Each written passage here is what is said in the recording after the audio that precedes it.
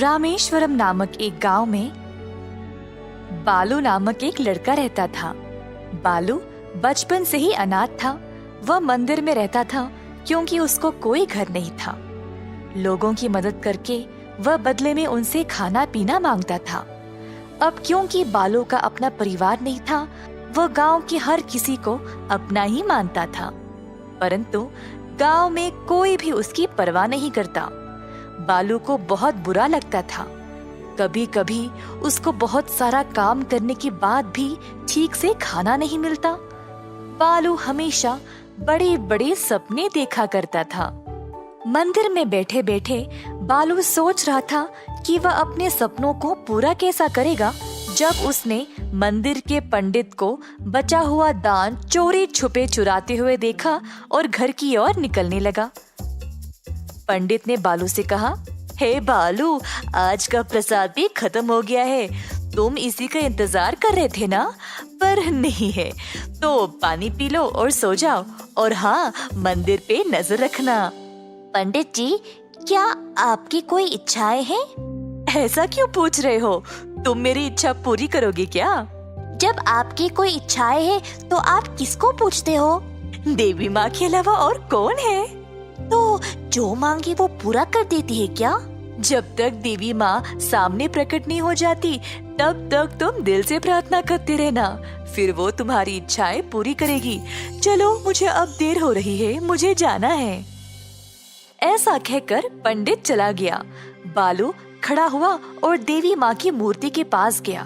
अपना पूरा ध्यान लगाकर बालू अपने मन में देवी माँ का जाप करना शुरू किया। इसी तरह हफ्ते बीत गए और बालू प्रार्थना करता ही गया। एक रात बालू जब प्रार्थना कर रहा था, तब बालू, तुम्हारी भक्ति से मैं प्रसन्न हुई हूँ। बोलो, क्या चाहिए तुम्हें? काफी देर तक सोचने के बाद बालू ने कहा, देवी माँ, मुझे ये वरदान दो कि मैं जो भी छूऊं वो सोने में बदल जाए। अच्छा, अवश्य। बालू को यह वरदान मिलते ही उसने मंदिर को छुआ और पूरा मंदिर सोने में बदल गया। यह देखकर बालू खुशी से झूम उठा और सुबह सवेरे गांव की ओर चला गया। बालू गांव के बीचों बीच एक बरगद के पेड़ के पास गया और सबको बुलाया। मेरे भाइयों बहनों, बड़े और बुजुर्ग, सब आ जाओ इधर, देखो जादू। क्या हुआ बच्चे, इतनी सुबह सुबह क्यों चिल्ला रहे हो? अपनी आंखें खोलो और देखो। ऐसा कहकर बालू ने पेड़ को छुआ तो पूरा पेड़ सोने में बदल गया। सब लोग चमकीले सुनहरे पेड़ को देखकर आश्चर्यचकित रह गए। ये मेरी जादुई शक्ति है, जिससे मैं जो भी अपने हाथों से छूऊं वो सोने में बदल जाता है। ये सुनकर सब लोग और भी हैरान रह गए। सबको अब बालू पसंद आने लगा और उससे अच्छा बर्ताव करने लगे। बालू बहुत खुश हो गया और इधर से उधर दौड़ने लगा कुछ और बच्चों के साथ। बालू घर से घर जाने लगा, सब कुछ छूते हुए। एक एक करके सारे घर सोने में बदलने लगे और जल्द पूरा शहर एक सुनहरा शहर बन गया। सब लोग बालू की प्रशंसा करने लगे। सब लोगों ने उसको मजेदार भोजन भी दिया। बालू भी ये सब देखकर उत्सुक हो गया। टोकरी से जब उसने सेब को उठाया तो सेब भी सोने में बदल गया और बालू उसको खा नहीं पाया। ये देखकर बालू दंग रह गया। उसने सोचा कि अगर ऐसा ही रहा तो उसको भूखा मरना पड़ेगा। फिर उसको पानी पीना था, पर पानी के मटके को छूते ही पानी और मटका दोनों सोने में बदल गए। बालू को समझ नहीं आया कि अब वह क्या करे। उसकी शक्ति उसको भूखा और प्यासा रख रही थी। बालू जल्दी एक नदी के पास गया और पानी लेने नदी में हाथ डालते ही पूरी की पूरी नदी सख्त सोने में बदल गई। जल्द गांव के सभी लोगों ने देखा कि कहीं भी पानी ही नहीं है और सब कुछ सोने में बदल गया, तो वो परेशान होकर बालू के पास दौड़ते हुए आए। तुमने ये क्या किया बालू? तुमने सारे पानी को सोने में बदल डाला। अब हमारे पास पीने के लिए कुछ नहीं है। हम कैसे जीवित रहेंगे? तुमने सारे गांव को नष्ट कर दिया। गांव के सारे लोग बालू को ताने मारने लगे। वही लोग जो बस कुछ देर पहले उसकी प्रशंसा कर रहे थे, अब एक क्षण में उसके दुश्मन बन गए। उसको अकेला छोड़कर चले गए। ये सब सहकर बालू कूट कूट के रोने लगा।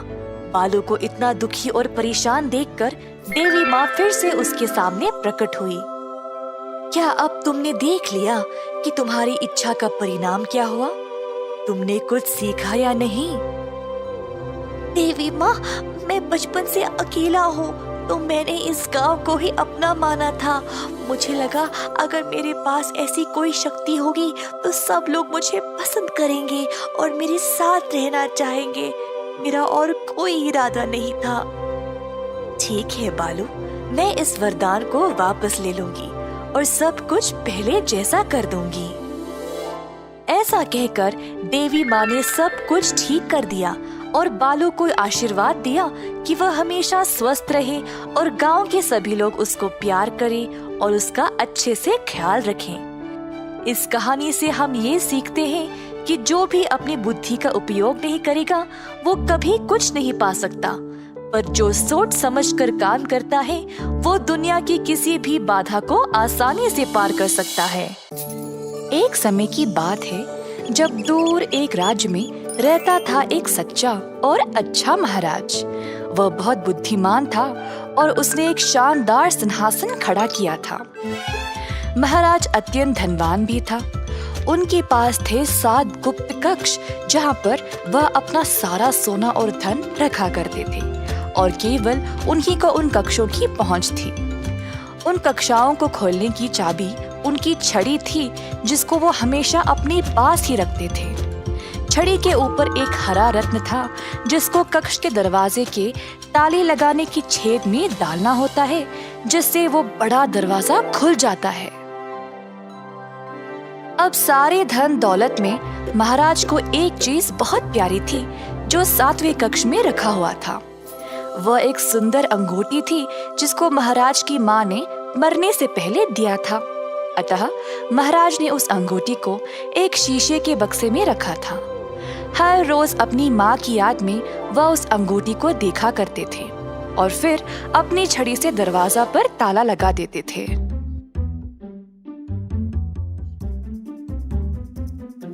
उसी राज्य में देव नामक एक व्यक्ति रहता था। देव एक चोर था। लोगों का जेब मारना,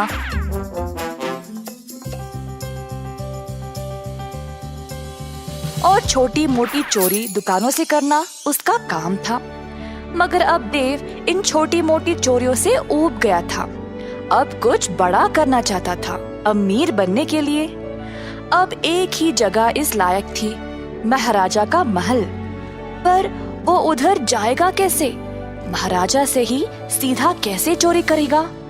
देव लालची था और कई दिनों तक इस महा चोरी की योजना बना रहा था।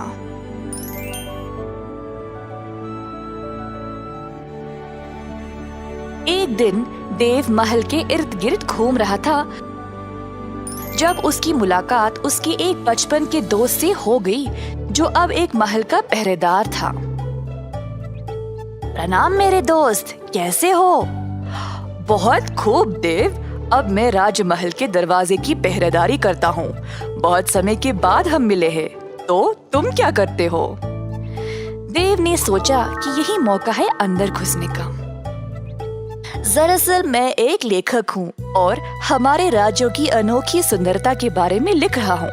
मैं दूर दूर तक यात्रा करता हूँ और उन जगहों के बारे में, उनका खाना पीना, उनके संस्कारों के बारे में लिखता हूँ। अब मेरा अगला विषय महाराज के इस किले के बारे में है और उसके वास्तुकला के बारे में। और मैं महाराजा को प्रशंसा करना चाहता हूँ ऐसा अनोखा महल बनाने के लिए। इसीलिए मैं यहाँ जानकारी के लिए आया था, परंतु इधर कोई मेरी सहायता के लिए है ही नहीं। इस महल के कई अनोखे चमत्कार है, मैंने तो ये भी सुना है कि इधर 7 गुप्त कक्षाएं हैं जहाँ पर महाराज अपना सारा खजाना रखते हैं। अच्छा, ये तो काफी अनोखा लगता है। और कुछ बता सकते हो तुम मुझे? अरे हाँ, और इन कक्षाओं के बारे में तो बहुत लोग जानते हैं, पर बहुत कम को पता है कि इन कक्षाओं को केवल महाराज की छड़ी से ही खोला जा सकता है। ओह, वही जिस पे हरा रत्न लगा है। वाह, मुझे तो पता ही नहीं था। हाँ, वही। खैर, उम्मीद है तुम्हें कुछ तो जानकारी मिल गई। अब मैं चलता हूँ, फिर मिलेंगे देव। देव ने अपने दोस्त को अलविदा कहा और वापस घर चला गया। देव ने सोचा कि ये 7 कक्षाएं तो बहुत हो जाएंगे, तो अब उसको एक कक्षा चुनना पड़ेगा जिससे उसका सारा जीवन संवर जाएगा। पर महाराज की छड़ी को वह चुराएगा कैसे? देव ने एक योजना बनाई 7वें कक्ष की चोरी करने का। बीच रात का समय था। देव महल के अंदर घुस गया जब उसका पहरेदार दोस्त दरवाजे पर सो गया था। देव ने महाराज के कमरे की ओर देखा और एक रस्सी को दीवार पे लगे एक डंडे पर डाला और खुद को ऊपर खींचने लगा। खिड़की से झांक के देखा तो महाराज सोए थे। धीरे से वह कमरे में आया और वही थी छड़ी। देव ने छड़ी ली और महल की सीढ़ियों से कक्षों तक पहुंच गया, परंतु हर एक कक्ष पर एक पहरेदार था। देव ने कुछ जानवर की आवाज निकाली और पहरेदार देखने चले गए कि वह है क्या। तुरंत देव 7वें कक्ष की ओर गया और छड़ी से दरवाजे को खोल दिया। देव ने अपना भोरी निकाला और जितना हो सका उसमें डाल दिया। शीशे के बक्से वाली अंगूठी भी उठा लिया और जल्दी से दरवाजे को बंद करके वहां से चला गया। अगले दिन महाराज जब नींद से जागे तो हैरान परेशान हो गए। उनकी छड़ी लापता थी और कक्ष में जाके देखा तो उनकी माँ की अंगूठी भी गायब। महाराज आग बबूले हो गए, पर उनको पता था कि चोर को कैसे पकड़ा जाए। तुरंत उन्होंने एक पत्र लिखा अपने राज्य के लिए। मैंने अपनी सबसे कीमती चीज खो दी है, एक अंगूठी, और किसी ने उसको चुराया है। अगर किसी को भी ये मिले तो मुझे वापस लौटा दे और बदले में उसको ढेर सारा खजाना भेंट में दिया जाएगा। कई दिनों तक बहुत लोग आगे आए नकली अंगूठियों के साथ, पर महाराज अपनी माँ की अंगूठी को अच्छे से पहचानते थे, तो सबको वापस भेज दिया करते थे। जब ये खबर देव तक पहुंची तो उसने देखा कि वो अंगूठी तो उसी के पास थी। देव को अब और खजाने की लालच लग गई। ये तो कोई पुरानी अंगूठी लगती है। मैं महाराजा को बोलूंगा कि मुझे कहीं मिली और फिर भेंट में दिया खजाना भी ले आऊंगा।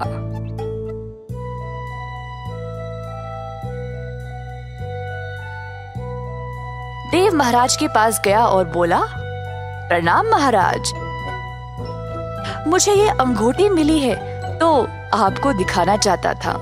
अगर ये आपकी है तो ले ले और मुझे बदले में कुछ नहीं चाहिए। महाराज ने अंगूठी की ओर देखा और उसको पहचान लिया। धन्यवाद, ये मेरी ही है। देव अखड़ने लगा। अब वो और भी धनवान बनने वाला था क्योंकि महाराज खुश लग रहे थे। एक मिनट, इस अंगूठी को तो तुमने ही चुराया है ना? ये अंगूठी खोई नहीं थी। मैंने वो पत्र इसीलिए भेजा था क्योंकि मुझे पता था कि चोर बहुत लालची होगा। कई लोगों ने नकली अंगूठियां लाई थी, पर केवल तुमने असली वाली लाई क्योंकि तुम ही चोर हो। सैनिकों, ले जाओ इसको और सलाखों के पीछे डाल दो हमेशा के लिए। नहीं नहीं महाराज, माफ कर दो, मैं सब कुछ वापस लौटा दूंगा। कृपया मुझे सलाखों के पीछे मत डालो। इस कहानी से हमें ये सीख मिलती है कि लालची लोगों को हमेशा मुसीबत झेलनी पड़ती है। सुनहरी घंटी वाली गाय। गांव में त्योहार का समय था। श्री राम नवमी के त्योहार पर गांव के सारे लोग राम मंदिर जा रहे थे प्रार्थनाओं के लिए। ग्राम प्रधान चंद्रसेना ने पूजा पाठ की वस्तुएं सोने के रूप में लाए और मंदिर में दान कर दिया। चंद्रसेना की इस महान दान को देखकर सब लोग आश्चर्यचकित रह गए। ये खबर आग की तरह आसपास के गांव तक भी पहुंच गई। एक दिन दो लोग इस बारे में चर्चा कर रहे थे। ओ, तुमने सुना क्या? क्या हुआ? कालेश्वर के गांव के ग्राम प्रधान ने सारे पूजा पाठ की वस्तुएं सोने के रूप में तैयार किया और मंदिर में दान कर दिया। इसी दौरान एक चोर ये सारी बातें सुन रहा था और फिर उस गांव पर जाने का निर्णय ले लिया। गांव की ओर निकल पड़ा और सुबह सवेरे 4 बजे वह मंदिर पहुंच गया।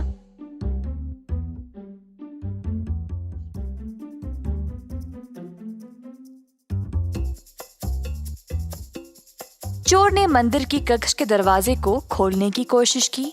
जब खुला तो अंदर सोने की वस्तुएं देखकर चकित रह गया।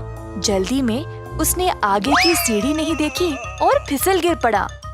जो भक्त मंदिर में सो रहे थे जाग गए और तुरंत उस दिशा में गए। चोर वहां से जल्दी भागना चाहता था। तुरंत उसने एक सोने की घंटी उठाई और वहां से भाग निकला।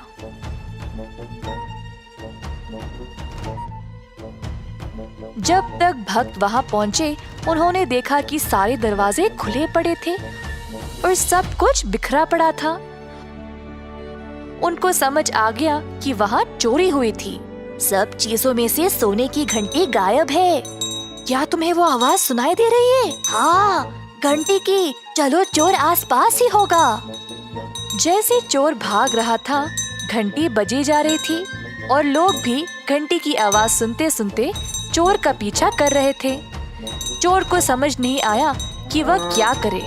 उसने घंटी को पास वाले खेत में एक गाय के गले में बांध दिया और भाग गया। जैसे घंटी बजना बंद हुई, लोगों को समझ नहीं आया कि चोर किस दिशा में भागा। हर जगह ढूंढकर वापस चले गए। अगले दिन चोर वापस खेत पर आया और घंटी गाय से वापस लेने की कोशिश की, परंतु गाय उससे दूर भागने लगी। चोर भी गाय के पीछे भागने लगा। गांव वालों ने ये देखा और जानना चाहा कि ये आदमी गाय के पीछे क्यों भाग रहा था।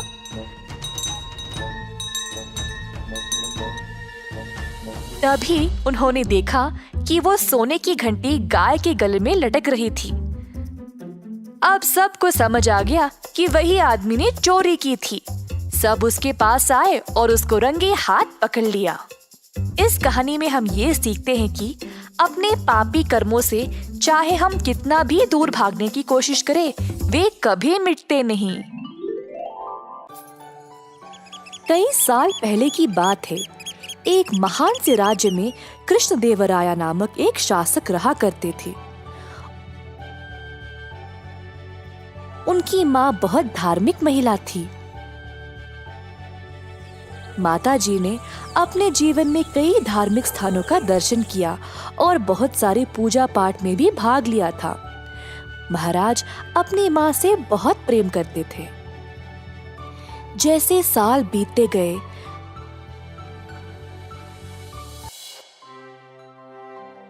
महाराज की माँ बीमार पड़ गई।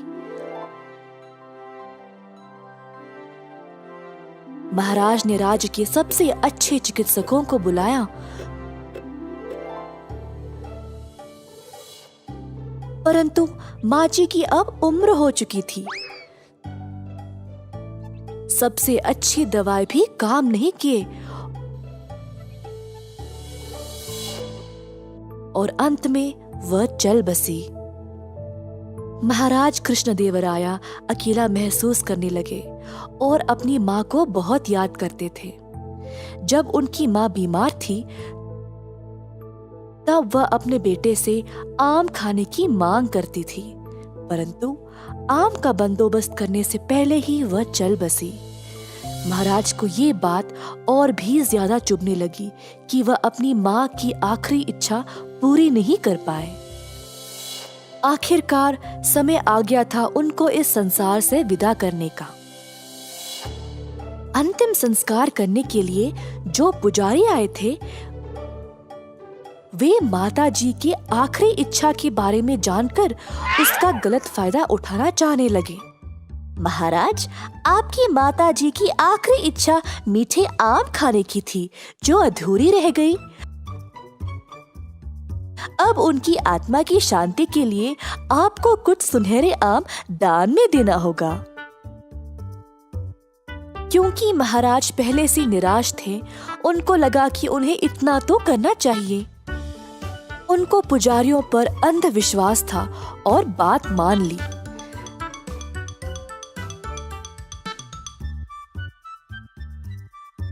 राजा ने 10 सुनहरे आमों का प्रबंध किया और पुजारियों को दान में दे दिया।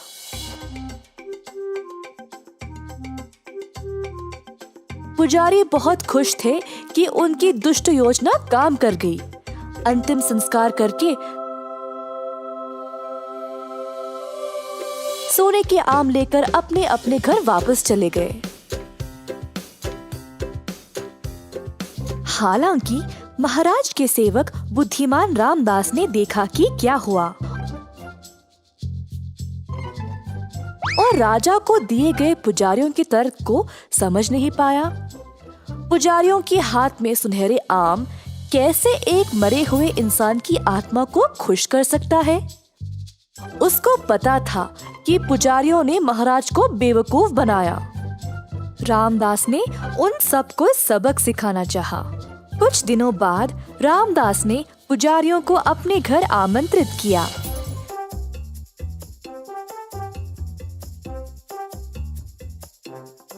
वह बोला, मेरी मैया कुछ दिन पहले चल बसी।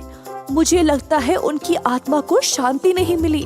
उनके अंतिम दिनों में वह चाहती थी कि मैं उसके सिर पर गरम लोहे की छड़ी से मारूं, परंतु मैं ऐसा नहीं कर पाया और फिर वह चल बसी। अब जैसे आप लोगों ने राजा को सुनहरे आम दान में देने का सुझाव दिया, वैसे ही मुझे भी अपनी माँ की आत्मा की शांति के लिए ऐसा ही कुछ करना पड़ेगा, है ना? मुझे आप सबको गरम लोहे की छड़ी से मारना पड़ेगा अपनी माँ के लिए। ऐसा कहकर रामदास ने एक गरम गरम लोहे की छड़ी की ओर दिखाया, जो उसका नौकर पकड़ा हुआ था। सारे पुजारी भयभीत हो गए। रामदास के कदमों पर गिरकर दया की भीख मांगने लगे। रामदास ने सबको वो सुनहरे आम वापस करने को कहा और दया की भीख महाराज से मांगने को बोला। अतः अगले दिन महाराज को सारे सुनहरे आम वापस मिल गए और लालची पुजारियों ने सबक सीखा। एक बार फिर रामदास को उसकी सतर्कता और समझदारी के लिए प्रशंसा मिली।